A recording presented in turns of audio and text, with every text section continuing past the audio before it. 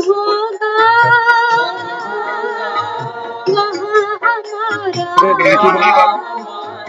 मन होगा।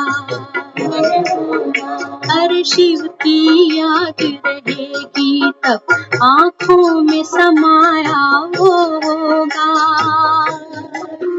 हम धन्य तभी बन पाएंगे जब ऐसा प्रिय जीवन होगा। यहाँ हमारा तन होगा वहाँ हमारा मन होगा।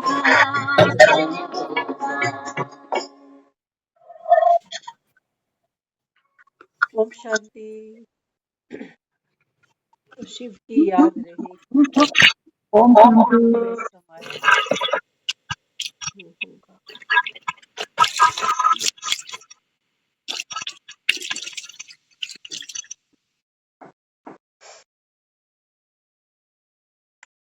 संगम का ये युग बाबा हम बच्चों को ज्ञान मार्ग के द्वारा गति और सदगति की राह बताता भी है और बच्चों को इतना नॉलेजफुल बनाता है। बाबा कहते हैं बच्चे जब तुमको बाप का परिचय मिला तो बाबा कहते हैं फिर जाकर के दूसरों को भी बाप का परिचय देना चाहिए ना। क्यों?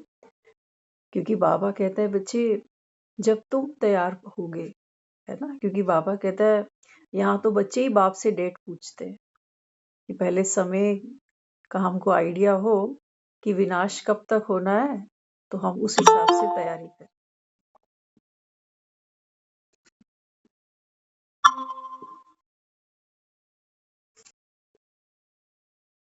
तो बाबा यहाँ समझाता है, बाबा कहते हैं मैं तुमको सोल कॉन्शियस बनाने आया हूँ, डेट कॉन्शियस या टाइम कॉन्शियस बनाने नहीं आया। हम्म? बाबा तो अक्सर मुरलियों में बच्चों से पूछता है। बाबा कहते हैं तुम डेट फाइनल करो। बाबा कहता है आप बच्चे डेट फाइनल करो। बाबा कहते हैं मुझसे नहीं पूछो, पूछना है बाबा ने कहा दुनिया में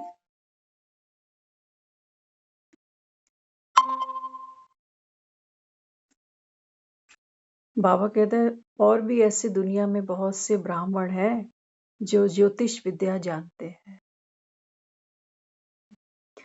हाँ, बाबा कहते हैं वो जो ज्योतिष विद्या जानते हैं उनसे जाकर पूछ लो कि विनाश कब होना है। बाबा कहते हैं वो भी तो मेरे बच्चे हैं ना, तो उनके पास तो ये कमाई का साधन है ज्योतिष विद्या। तो बाबा कहते हैं उनके पास तो ये कमाई का साधन है, तो हैं तो वो भी बच्चे। बाबा समझाता है, बाबा कहते हैं बच्चे मैं आपको यहाँ सोल कॉन्शियस बनाने के लिए ये पढ़ाई पढ़ाता हूँ। तो पढ़ाई पढ़ करके बाबा कहते हैं पहले आप खुद रेडी हो। क्योंकि बाबा कहता है जब आप रेडी होगे तो बाबा कहता है फिर और भी हैं जिनको रेडी करना है। तो बाबा कहता है खुद ही डेट के चक्कर में बैठे रहो तो तुम कब तैयार हो। और ये तो है नहीं कि सिर्फ एक तुमको ही जाना। बाबा ने कहा जब तुम महाराजा महारानी बनोगे तो फिर बाबा ने कहा फिर राज्य राज रजने हैं तुमको। तो बाबा कहता है फिर घराना कहाँ से लेकर आओ। वैसी आत्माएं, उन संस्कारों की आत्माएं जब तक तैयार ना हो तब तक बाबा कहते हैं बच्चे अकेले कैसे पाठ बजा सकते हैं। बाबा कहता है अगर तुम एट ए टाइम दूसरों को जाकर ये सुनाओ कि इस समय भगवान आया है और स्वर्ग जाना है, तो स्वर्गवासी बनने के लिए क्या करना पड़ता, पुरानी दुनिया से मरना पड़ता है। तो बाबा कहता है फिर जिनको तुम जाके बाप का परिचय दोगे, समय का परिचय दोगे, वो भी तो ये शिकायत करेंगे कि आपने तो हमको पहले नहीं बताया। उनको भी तो समय चाहिए। एक पार्लर में भी इंसान जाके बैठता है, पार्लर वाले भी समय लेते हैं, जैसा मेकअप कराना है उसके अकॉर्डिंग, कई बार घंटों बिठा के रखते हैं। तो बाबा कहता है यहाँ तो संस्कार परिवर्तन का खेल चल रहा है ना, जिसको तुम भक्ति में कहते थे रास खेली। तो भगवान इस समय बैठ करके हम आत्माओं रूपी गोपियों के साथ में संस्कारों की रास खेल रहा है। कौन खेलेंगे? कौन खेलेंगे? बाबा ने कहा बच्चे जिनको जिनको निश्चय पक्का होगा। निश्चय ही नहीं है तो बाबा कहता है फिर यहाँ आएंगे ही क्यों? इसलिए सारी दुनिया को तो निश्चय नहीं होता ना, लेकिन भक्ति में फिर भी भक्त श्रद्धा भाव से भरकर क्या कहते हैं? हाँ, जिन पर कृपा राम करे वो पत्थर भी तर जाते हैं। तो बाबा कहते हैं बच्चे ये कंकड़ पत्थरों की बात नहीं है, ये बात है तुम, बाबा कहता है कलयुग में अभी पत्थर बुद्धि बन गए, पत्थर बुद्धि बन गए। बाबा का तो भक्ति तो करते हो, लेकिन किसको याद करते हो? कौन है भगवान? क्या करता है? कैसे सुनवाई करता है? बाबा ने कहा ये तुम कुछ नहीं जानते हो, सब पत्थर बन गए, अहिल्याएं बन गई जैसे पत्थर। तो पत्थर की ही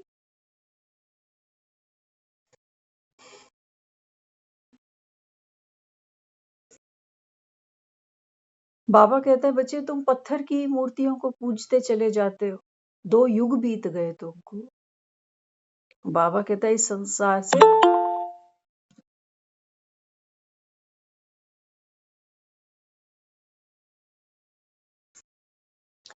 संसार से बाबा कहता है दुखों का अंत नहीं है, दुख बढ़ते ही जाते हैं, कलयुग बढ़ता ही जाता है, अंधकार बढ़ता ही चला जाता है। तो घर घर के अंदर आज कलह कलेश है, हम सब भुगत भोगी है। ऐसा कोई घर नहीं है इस कलयुग के अंदर जहां हम बोले कि यहाँ तो जन्नत उतरी पड़ी है, कि यहाँ तो स्वर्ग लगा पड़ा है। नहीं है। बाबा का कहता है आपस में खून ही लून पानी हुए पड़े हैं। ये तो कानून का डर है तो आदमी बंद कर बैठा है, नहीं तो हत्याएं तो रोज होती हैं, दिल तो रोज टूटते हैं ना, संबंध रोज टूटते हैं।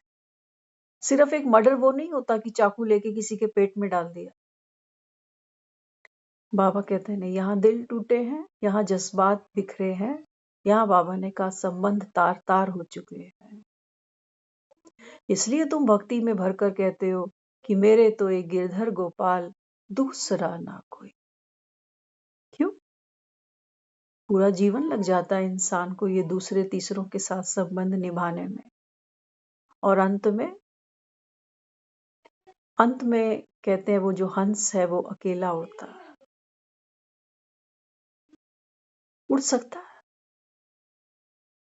इतनी सामर्थ्य है इस आत्मा रूपी हंस में कि उड़ सके। मन तो बंधे पड़े हैं आदमी के।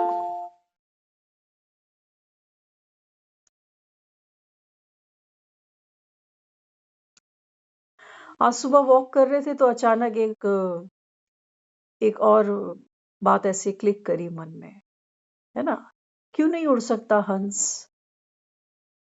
आत्मा क्यों नहीं उड़ सकती? बाबा कहते हैं जब तक मैं ना आऊं तब तक बाबा कहता है कोई परम धाम जा सकता है? मेरा पार्ट ही है तुमको, बाबा कहता है घर का रास्ता बताना। बाबा कहते हैं बच्चे ये जो बेताल होते हैं ना, ये अपाहिज होते हैं। आज सुबह ये हमको क्लिक किया कि बेताल अपाहिज है। इसको ढोने के लिए, इसको यात्रा कराने के लिए आत्मा शरीर का, कर्मेंद्रियों का सहारा लेती है, ढोती है इसको जन्म जन्म, इस बेताल को अपनी पीठ पर। और ये भी हमको किस्से कहानियों में फंसाता। अच्छा, कभी सुख की कहानियां, कभी दुख की कहानियां, कभी शोक की कहानियां, कभी चुटकुले, कभी हंसी मजाक। इस बेताल, अपाहिज बेताल के पास बहुत कुछ है, खुद अपाहिज है लेकिन हमको दौड़ाता जाता है। देखिए इसकी पावर, इतना इस कदर हमको दौड़ाता है ये अपाहिज बेताल कि हमको ये भी सुध भूल जाती है कि एक दिन यू टर्न लेना है, एक दिन घर वापस जाना है। उस घर से तो हमको कोई प्रीत प्यार भी नहीं है। भगवान को हम याद कर रहे हैं भक्ति में, सिर्फ दो ही कारण है, एक है डर और दूसरा स्वार्थ, बस। इसलिए बाबा कहता है ये दुनिया अभी कैसी है, विकारों की दुनिया है। विकारों से बाबा ने कहा बच्चे ये भक्ति का सागर जो है ना तुम अभी लांघ रहे हो। कितने युग बीत गए, बाबा ने कहा कितने तुम्हारे जन्म बीत गए और तुम इस भक्ति सागर में, बाबा ने कहा गोते ही खाते जा रहे हो। बस कोई अंत दिखता है तुमको भक्ति का? तुम्हारा अंत तो दिखाई दे जाता कि उम्र इतनी हो गई, बुढ़ापा ऐसे आ गया, तो अपना तो अंत समझ में आ रहा होता है, लेकिन भक्ति का अंत समझ में नहीं आ रहा होता। अंत तो तब हो ना जब हमको प्राप्ति हो जाए। पाठ तो रोज पढ़ते हैं लोग, कहते हैं हम भक्ति करते हैं, हम पाठ पढ़ते हैं, हम रोज जाते हैं मंदिर, जैसे एक बच्चा रोज जाता है स्कूल। पूछते हैं उस बच्चे से अब कौन सी क्लास में आ गए, अब आप कौन सी क्लास में आ गए, क्योंकि हमको पता हर साल क्लास चेंज होगी। भक्ति में हम एक ही मंदिर में जा रहे हैं, कोई 30 साल, कोई 40 साल, कोई 50 साल, कोई नहीं पूछता अब तुम कौन सी क्लास में आ गए, पिछली क्लास में नंबर कैसे आए थे। पिछली क्लास माना बीती हुई जिंदगी कि कुछ अकल बढ़ी, कुछ समझ बढ़ी, दुखों को देखने की, दुखों के साथ में अपने आप को कंफर्टेबल जीने की, दूसरों की कमियों को देखना बंद करने की कोई समझ बढ़ी? नहीं जी, कुछ नहीं बढ़ा। सिर्फ समय काटा है हमने, जैसे हम कह रहे होते हैं ना कि बहुत कट गई और थोड़ी रह गई। तो बाबा कहते हैं बच्चे जिसको तुम भगवान कहते हो वो भक्ति का सागर नहीं है। भक्ति बाबा कहता है कोई एक ही करते हो तुम, कितने तुमने तीर्थ बना डाले, हर तीर्थ पे भागते हो। और बाबा का तीर्थ तो तुमने मेरा भी बना रखा है।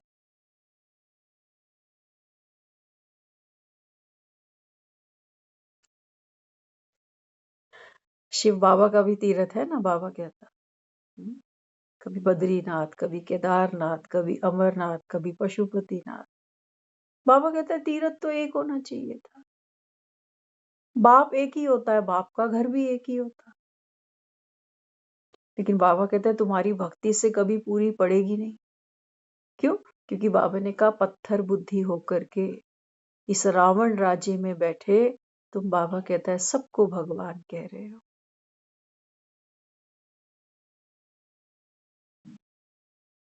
सबको भगवान कहते जा रहे। तो बाबा कहते हैं बच्चे फिर तुमको वर्षा, तुमको खुशी, तुमको प्राप्तियां कहाँ से हो? कहते हैं ना सावन के अंधे को क्या दिखाई देता है? सब जगह हरियाली ही दिखाई देती है। तो बाबा कहता है तुम सावन के अंधे हो। सावन के अंधे माना ये संगम हमारा सावन का समय है, जिस समय भगवान आकर के ये ज्ञान की वर्षा कर। तो बाबा कहता है इस समय जो भगवान की श्रीमत को अपने जीवन में धारण कर रहे हैं, है ना, ये कैसे बनते जा रहे हैं? अपने अपने नंबरवार पुरुषार्थ अनुसार। मूर्तियां नहीं गढ़ रहा वो यहाँ बैठकर, क्या कर रहा? आत्माओं के संस्कारों को परिवर्तन कर रहा। अब जो सतयुग में यूज करने हैं उनको उनको इमर्ज करता जा रहा है, और जो कलयुग के हैं उनको मर्ज करता जा रहा है। ये खेल चल रहा है यहाँ। तो बाबा कहते हैं बच्चे इस समय जो आत्माएं भगवान की श्रीमत को अपने जीवन में यथाशक्ति, नंबरवार है ना सभी, तो बाबा कहता है जितना जितना जो परिवर्तन करता है, जितना जो बाप को याद करता है, बाबा ने कहा वो उतना उतना बाप समान बनता है, क्योंकि सतयुग में भी बाबा कहता है पद हैं, जन्म है सतयुग में 8, लेकिन बाबा कहता है सबके तो नहीं है, सबके तो नहीं है। किसी के 7 भी होंगे, किसी के 5 भी होंगे, हो सकता है किसी का 1 भी हो। जितनी बाबा कहता है तुम अभी साक्षी होने की प्रैक्टिस करो, ज्ञान डांस करो ना। सावन के बाबा ने कहा तुम अंधे हो, तो सावन में मोर क्या करते हैं? नाचते। तो बाबा कहता है अभी मैं तुमको ज्ञान की डांस सिखा रहा हूं। तो जितना बाबा कहता है आप ज्ञान की डांस करते हो, दूसरों को करवाते हो, तो बाबा ने कहा फिर ऐसी आत्माएं, बाबा ने कहा वो किनके समान बनेंगी? जैसे हमने देखा, हमने शिव को नटराज कह दिया, हमने कहा कि जो कृष्ण है वो क्या करते हैं? काली नाग के ऊपर नृत्य करते हैं। बाबा कहते हैं बच्चे ये वो समय है, पहले विनाश तांडव करे। पुरानी दुनिया जाएगी जरूर, कौन गारंटी कर रहा है? भगवान। बोलता जब तक पुरानी जाएगी नहीं ना, तब तक नई आएगी नहीं। जब तक बच्चा जाएगा नहीं, तब तक जवानी आएगी नहीं। बच्चे को जाना पड़ेगा, तब जवानी आएगी। तो बाबा कहते हैं बच्चे ये पुरानी पतित दुनिया है। तो यहाँ बैठे बाबा ने कहा आप बच्चे इस रूहानी पढ़ाई को जब पढ़ते हो, तो बाबा ने कहा फिर बाप समान बनते हो नंबरवार। आप बनते हो और दुनिया कहती है कि सबके अंदर भगवान।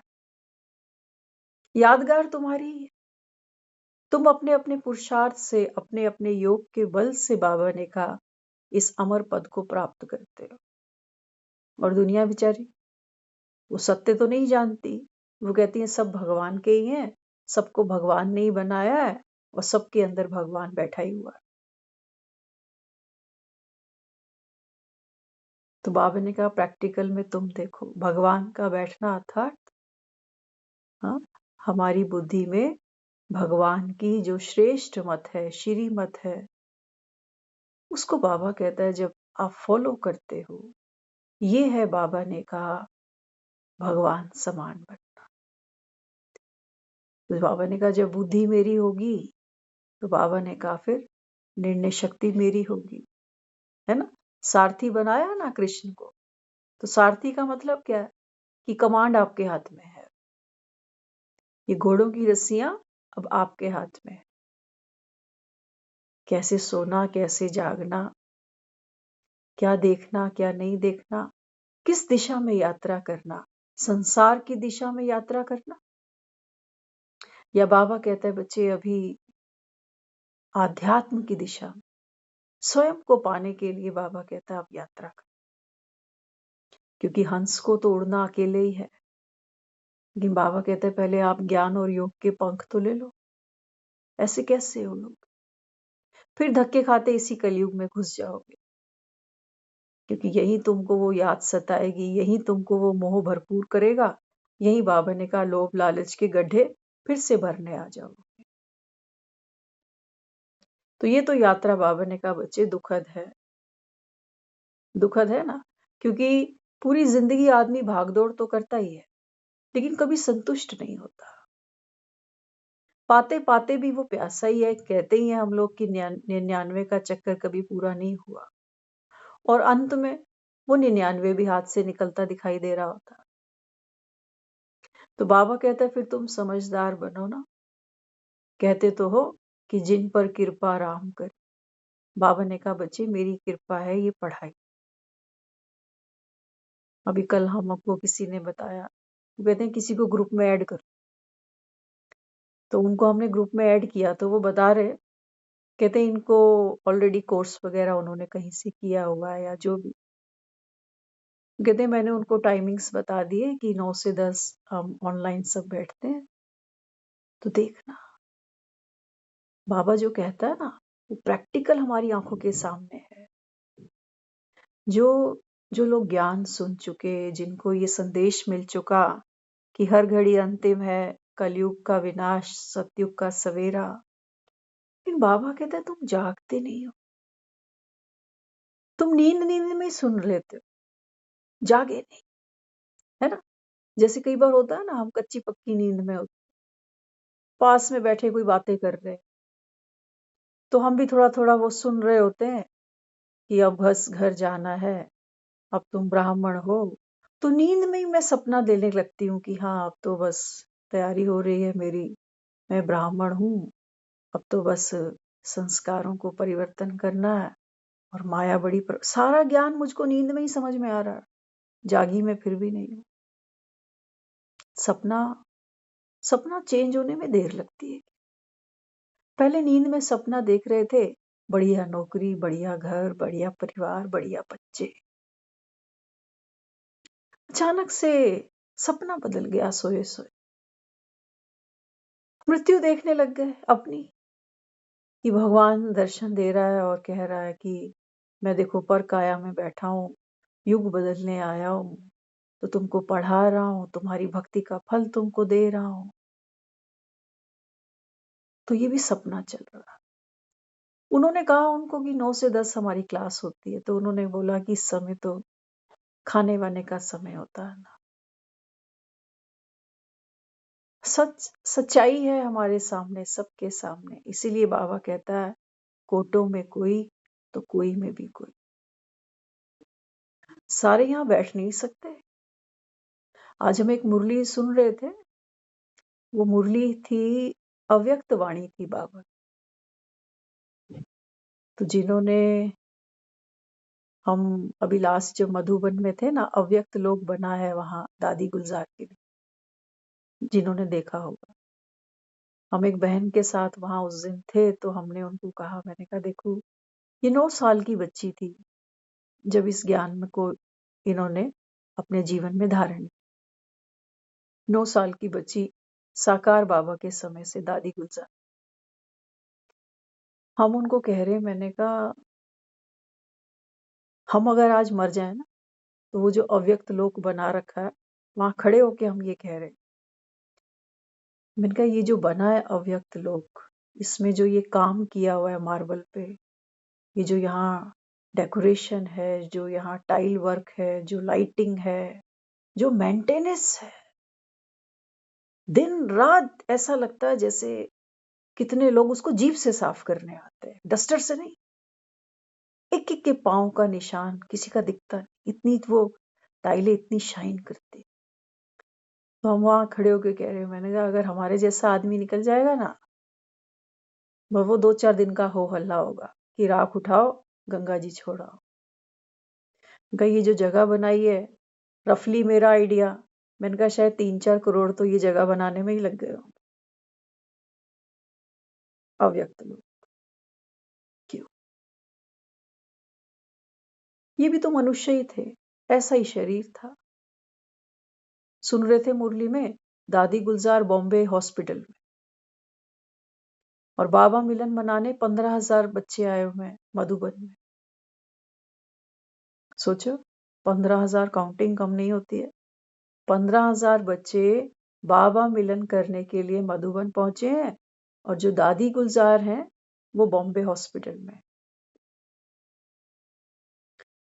तो जब वो बाबा मिलन का डे आया, तो शाम तक ये संदेश मिल चुका था कि दादी यहाँ मधुबन में नहीं आ रही, कमजोरी थी, ऑपरेशन हुआ था उनका। जब वहाँ योग हो गया, वो मुरली रिकॉर्डिंग वाली सुना दी गई, उसके बाद बॉम्बे से लाइव दादी ने बाबा का संदेश बच्चों को सुनाया, हॉस्पिटल से, हॉस्पिटल से आफ्टर ऑपरेशन। कमजोरी थी शरीर में, मधुबन तक नहीं आ सके दादी, तो ऑनलाइन बाबा का जो संदेश था वो बच्चों तक पहुंचाया 15,000। तो जो संदेश था वो बहुत ही प्यारा था। बाबा तो हर समय बच्चों को बहुत प्यार देता ही है, और बाबा ने दादी जी के माध्यम से सब बच्चों को संदेश दिया, सबको प्यार दिया, दृष्टि दी और एक एक को बाबा कहने लगा कि नाम के साथ में भाकी देता हूँ, माना गले लगाता हूँ। बाबा कहता है जब मैं गले लगाता हूँ ना तो तुम समझो मैंने तुमको अपने अंदर समा लिया। तो सबको बहुत प्यारी अनुभूति हुई। दादी जब ये सब सुना रही थी दादा का बाबा का संदेशा, तो बाबा कहने लगा कि बच्चों की आंखें गीली हो जाती जब बाबा मिलन करने आते। हम्म। तो संदेश सुना दिया गया। फिर जो वहां भाई थे और दादियां थी, उन सब ने दादी गुलजार के प्रति वो जो मैसेज सुना, वो कहने लगे कि दादी बाबा तो वंडरफुल है ही है, आप भी वंडरफुल। आपने मन मना भाव इसी को कहा गया है वैसे। बाबा कहता है ना, अगर तन कमजोर भी हो, बीमार भी हो, तो भी बाबा कहता है बच्चे तुमको दुआएं चलाएंगी। एक कदम हिम्मत का तुम्हारा, बाबा कहता है 1000 कदम बाप के।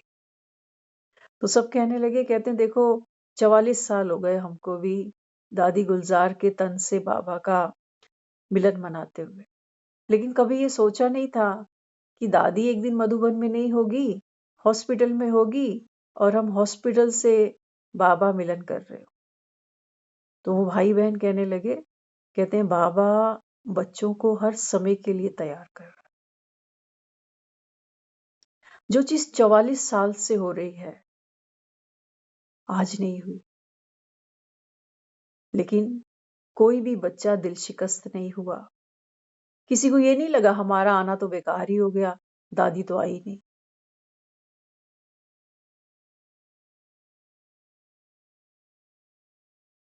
क्या है ये है स्नेह की शक्ति, ये है निश्चय। ऐसा नहीं है कि मधुबन में ही बैठेंगे तो बाबा मिलन होगा। बाबा कहता है ना बाबा मिलन में जो सम्मुख बैठे हैं और जो नहीं आ सके, बाबा कहते हैं उनके जिनके संकल्प पहुंच गए पहले, तुम्हारी चिट्ठियां कार्ड बाद में, ईमेल बाद में, पहले ही बाबा कहता है वो सारे संकल्प मुझ तक पहुंच जाते हैं। तो बेड़े पार किनके हैं? बाबा ने कहा मैं तो कृपा कर ही रहा हूं, पत्थरों को तार ही रहा हूं, लेकिन बाबा कहते हैं तुम पत्थरों में भी तो इतना बल होना चाहिए। वो पत्थर भी तो हो जो उठकर पानी तक पहुंचे तो सही। ऐसे कैसे तार दूं तुमको?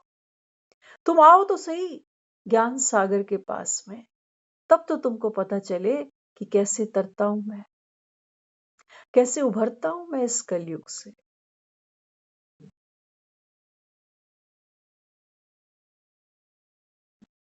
तो हम सब भी यहाँ बैठते हैं, माला के मोती हैं सारे ही, लेकिन हम सबको पिरोने वाला जो धागा है ना, वो जो लिंक हम भेजते हैं ना, बाबा कहते हैं बच्चे मोती तो दिखाई देते हैं लेकिन वो धागा दिखता नहीं।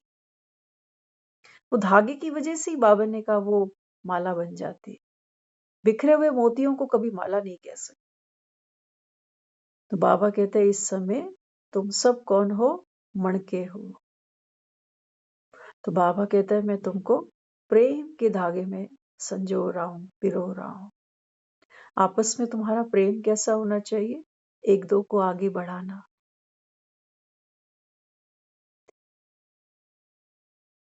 दुनिया में स्कूलों में हम सब गए हुए हैं, है ना? किसी खास फ्रेंड के भी नंबर ज्यादा आ जाते हैं ना, तो माँ घूरने लग जाती।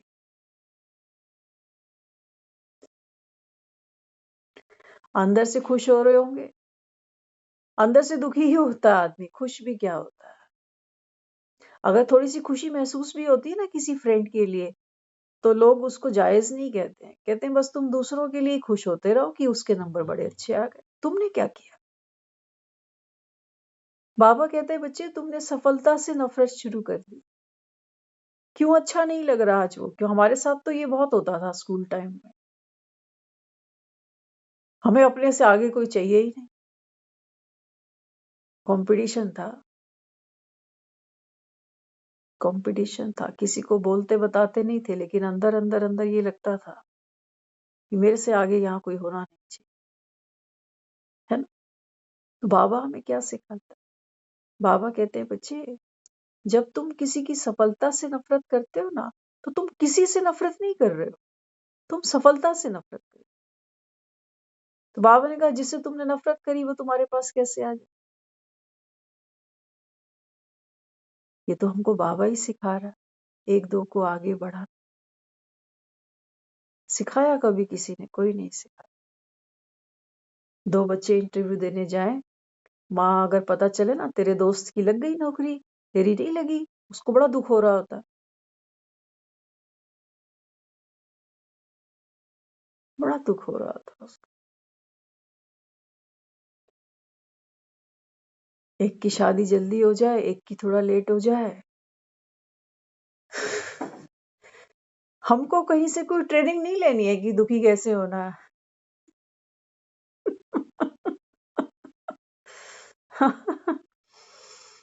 ली पड़ी है। वाइब्रेशंस ही ऐसे हैं इस समय संसार के, है ना, कि दुखी होना यहाँ कोई किसी को सिखाता नहीं, सब दुखी। कोई कहीं ट्रेनिंग लेने नहीं जा रहा कि जेलिसी कैसे करनी है, कंपटीशन कैसे होगा। हाँ, लेकिन बाबा बच्चों को क्या सिखाता है? बाबा कहता है अगर तुमको सतयुग चाहिए, स्वर्ग में जाना है, तो बाबा कहते हैं बच्चे दूसरों को आगे करो। जब आप दूसरों के आगे करोगे तो बाबा कहता है आप सबसे आगे हो जाओ, क्योंकि बाबा ने सिखाया है बच्चों को देने में लेना समाया है।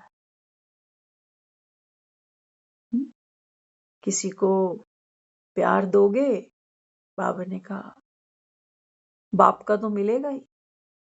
हाँ, बाप प्यार कौन सा देंगे? प्यार वो नहीं देंगे जो हम सोच रहे हैं कि ये तो मेरा रिश्तेदार है, मेरा खास है, मेरे परिवार का है। ये प्यार नहीं है, ये प्यार नहीं है। घर का ही अगर दो बातें सुना जाए, औलाद समय पे साथ ना खड़ी हो, तो वो प्यार पता नहीं कहाँ कपूर की तरह उड़ जाता। तो इस समय बाबा हम आत्माओं को अपने ही रंग में रंग रहा है। कहता है सावन आ चुका। तुम्हारी जो भक्ति थी, बाबा ने कहा तुमने दर दर जाकर भक्ति करी, कितनी बार मुझको पुकारा। तो बाबा कहते हैं बच्चे अभी बाप बैठा है तुम बच्चों को तुम्हारी भक्ति का फल देना। तो सबकी भक्ति एक जैसी नहीं है।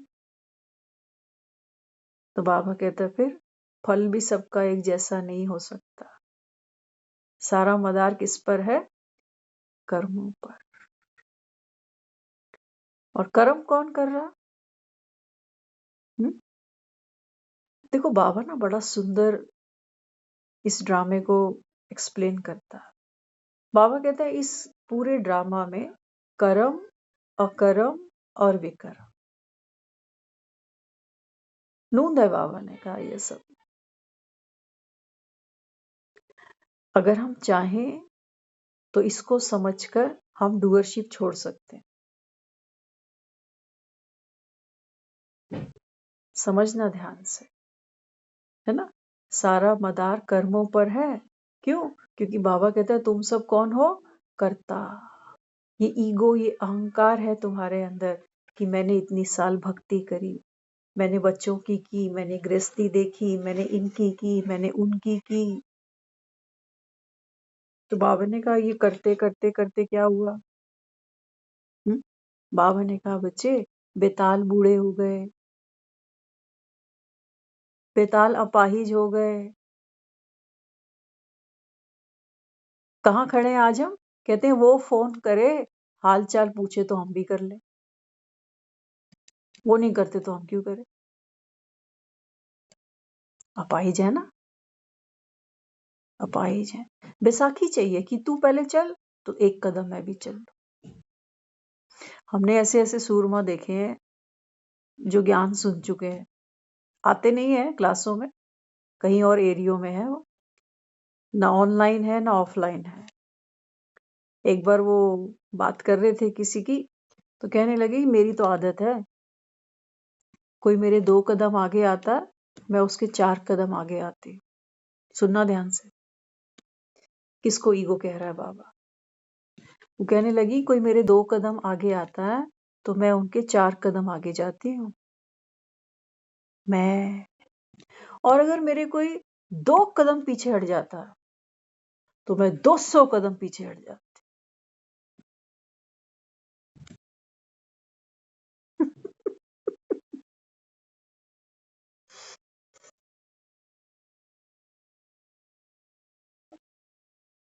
यहाँ खड़े हैं। हमारा जो वार व्यवहार है, लेन देन है, वो सब कैसा है? गिव एंड टेक, चाहे कोई भी हो।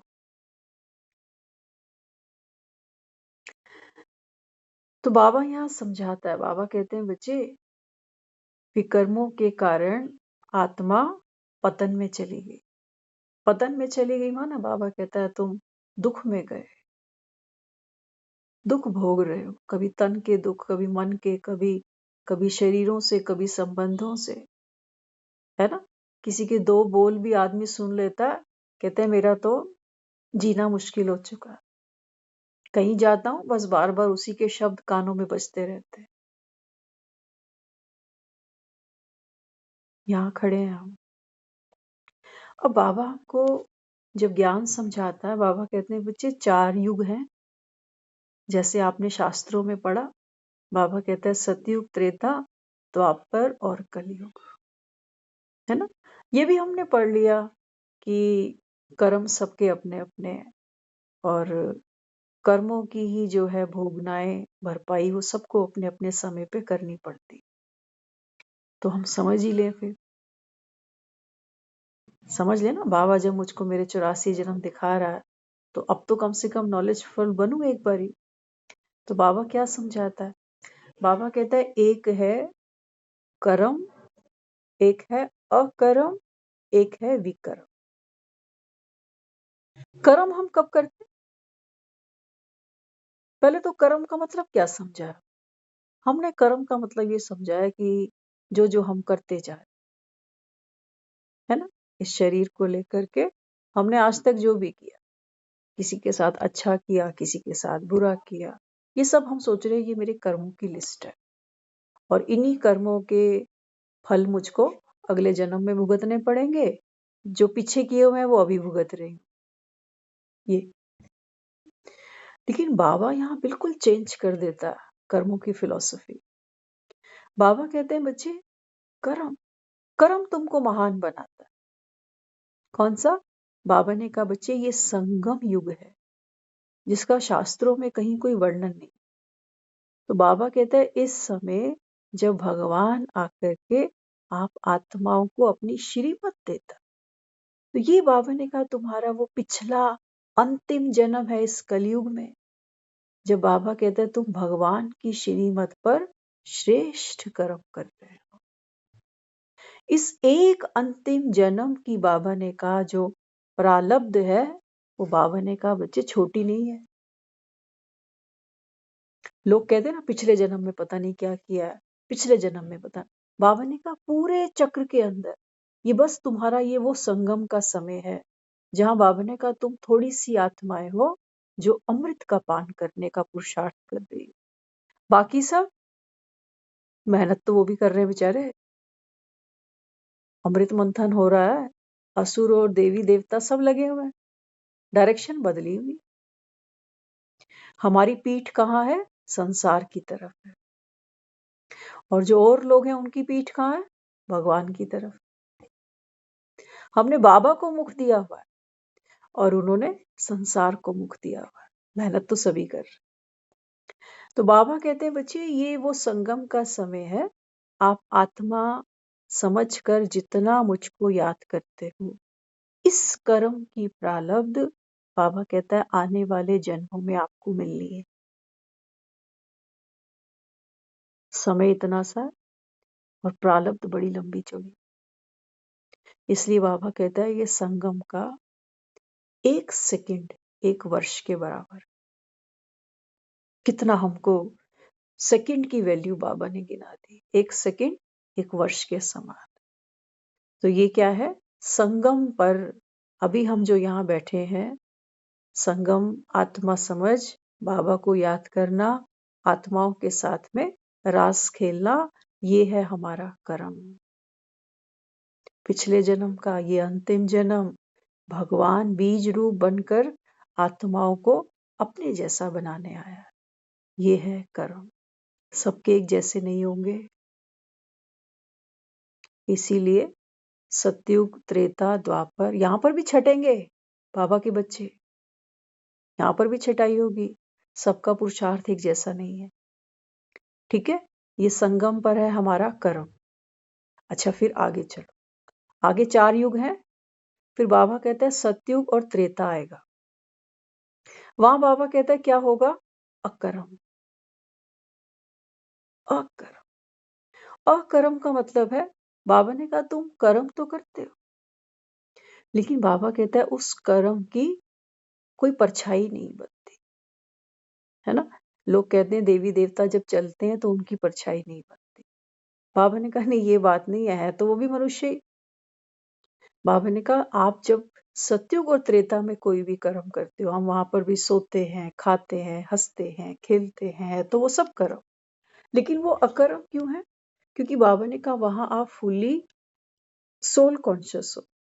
तो सोल कॉन्शियस होके हम जब कर्म करते हैं तो वहां बाबा कहता है किसी भी कर्म को करने के प्रति हमारी कोई स्वार्थ की भावना या कुछ पाने की भावना नहीं है कि मैं ये खा लूं तो मैं संतुष्ट हो जाऊं। नहीं, मैं ऑलरेडी संतुष्ट हूं। कि मैं कहीं ये पहन लूं, महंगे महंगे आभूषण पहन लूं तब मैं खुश हो जाऊं, नहीं। वहां मैं हूं ही संतुष्ट आत्मा। तो कोई भी कर्म मैं करती हूँ, खाना पीना, सोना, चलना, जागना, जो भी, बाबा ने कहा वहां ना तुमको कोई प्राप्ति की इच्छा नहीं होती है, क्योंकि तुम भरपूर हो। वो अकर्म है, उसका कोई बोझा तुम्हारे पे नहीं चढ़ता कि ये तुमने पाप कर दिया, ये तुमने पुण्य कर दिया, नहीं। बाबा ने कहा फुल्ली, जिसको बाबा ने कहा सोल कॉन्शियस, 16 कला संपूर्ण। तो वहां हम क्या है? अकर्म। अच्छा, फिर बाबा कहता है जब द्वापर और कलयुग आता है ना, तो यहाँ तो बाबा कहता है तुम कुछ भी कर लो। द्वापर आते ही बाबा कहता है तुमने मंदिर बनाए, भक्तियां करी, कितने तीर्थ करे, दान पुण्य करे। बाबा ने कहा यहाँ से विकार शुरू हो गए, क्योंकि तुम, बाबा ने कहा, खुद को शरीर मानने बैठ गए। तो यहाँ क्या हुआ? विक्रम। विक्रम माना उल्टी गिनती, उतरती कला। वैसे तो सतयुग का पहला जन्म ही उतरती कला है ना, लेकिन बाबा कहता है यहाँ तुम विक्रम करने लगते। तो यहाँ हम कोई भी कर्म कैसे कर रहे हैं, अगर आज की डेट भी देख लें, क्योंकि बाबा प्रैक्टिकल बात करता है ना, तो बिना ईगो के हम कुछ नहीं कर रहे होते, है ना। देह भान के हम कुछ नहीं कर रहे होते। रोल कॉन्शियस है हम कि मैं मदर हूं, मैं सास हूं, मैं नंद हूं, मैं फलाना हूं, मैं ढमकाना हूं। तो बाबा ने कहा बीज ही गलत हो गई।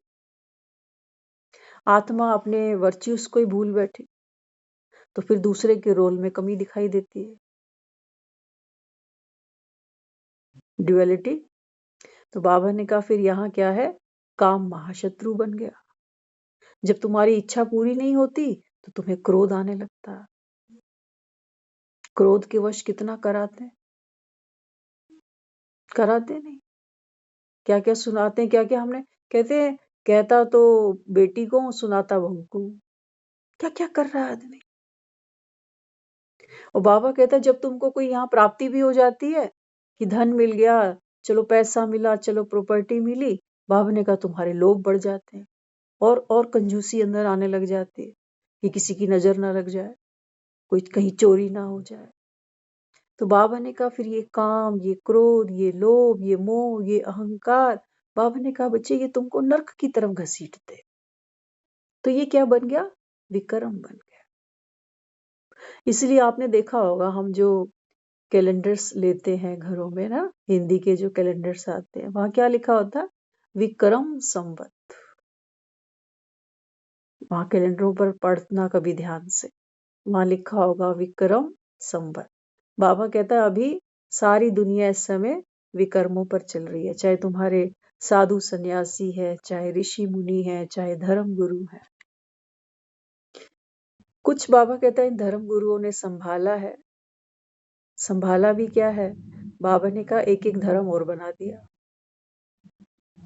जैसे जैसे पेड़ बड़ा हुआ, पेड़ की शाखाओं से और शाखाएं निकल पड़ी। गिन नहीं सकते पेड़ की शाखाएं कितनी है, पत्ते कितने। कोई कह रहा है मैं तो इस धर्म को मानता हूं, कोई बोला मैं उस धर्म को मानता हूं। तो बाबा ने कहा बच्चे, कितनी भी टहनियां हो, कितने भी पेड़ के पत्ते हो, लेकिन पेड़ का बीज एक ही है। और वो कौन है? वो है निराकार त्रिमूर्ति शिव। तो आज की जो मुरली रही, बाबा ने बार बार यही बच्चों को समझाया कि पहले स्वयं ये निश्चय करो, क्योंकि निश्चय बुद्धि बाबा कहते हैं जीतते हैं, विजय को प्राप्त करते हैं। और बाबा कहते हैं बच्चे फिर जब आपको ये निश्चय पक्का हो, क्योंकि विनाश काले ही बाबा कहता है इंसान की जो बुद्धि है ना वो उसको धोखा देती। विनाश के समय अर्थात मृत्यु के समय इंसान का मन विचलित होता है, बच्चों में, मोह में, लोभ में। बाबा कहते हैं बच्चे आप माया को पहचानो, माया को पहचानो। कोई नहीं मरता, और यूं देखो तो सारे ही मरते। मजे की बात है, आत्मा तो नहीं मरती। हाँ, देह तो बाबा कहता है सबकी जानी ही है। तो कैसे जानी चाहिए? बाबा ने कहा आपकी थी ही नहीं। आपको तो बाबा कहता है कर्म करने के लिए, सदुपयोग करने के लिए मिली थी। और बाबा ने कहा आपने क्या किया? विकारों के साथ बाबा ने कहा इस देह को भी पतित कर दिया। तो इंसान को क्या चाहिए आज? सोना और खाना। बाबा कहता है कुंभकर्ण यहाँ ढूंढो ना। ढूंढने क्या है? बाबा ने कहा मैं तो आता हूं। बाबा ने कहा ये सारी दुनिया कुंभकर्ण है। जगह जगह के बाबा कहता है फिर सो जाते।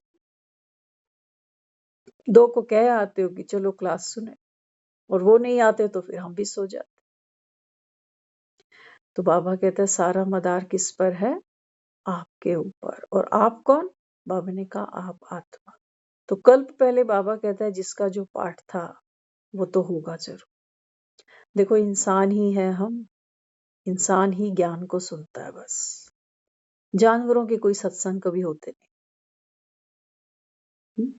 ये तो शास्त्रों में बोल दिया गया कि इंसान जानवर बनता है अपने अपने कर्मों के हिसाब से।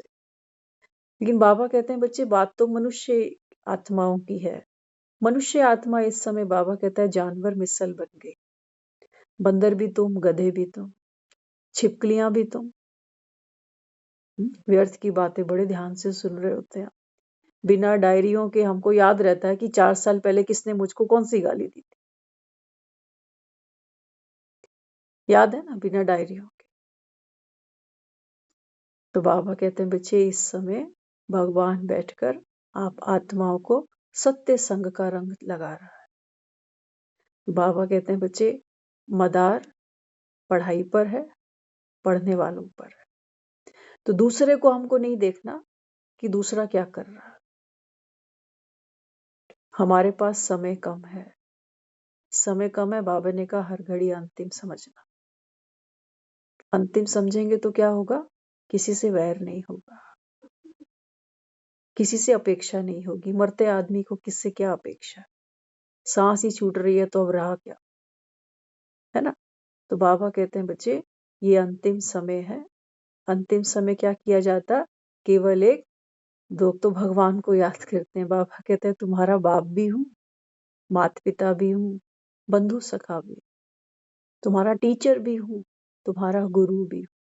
सब कुछ बनकर बाबा कहता है मैं तुम्हारे सामने बैठा हूं, ताकि तुम्हारी बुद्धि संसार की तरफ ना भागे। तो वो तो ज्ञान का धन भी दे रहा है, अगले आने वाले जन्मों की गारंटी भी दे रहा है, पापों से मुक्त हूं ये गारंटी भी कर रहा है।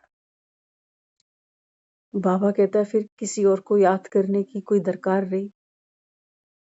तो बाबा कहता है आपका देह का भान है जो आपको बेताल बनाकर, अपाहिज बनकर दूसरों पर मोहताज करता है, दूसरों के कंधों पर चढ़ाता है तुमको कि तेरे बिना मैं खुश कैसे रह लूंगा, तेरे बिना मेरा कैसे समय बीतेगा।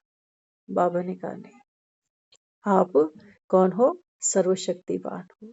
तो बाबा ने कहा माया का हाथ पकड़ोगे तो घबराते घबराते फिर डांस करोगे कि मेरा क्या होगा, मेरा कौन बनेगा।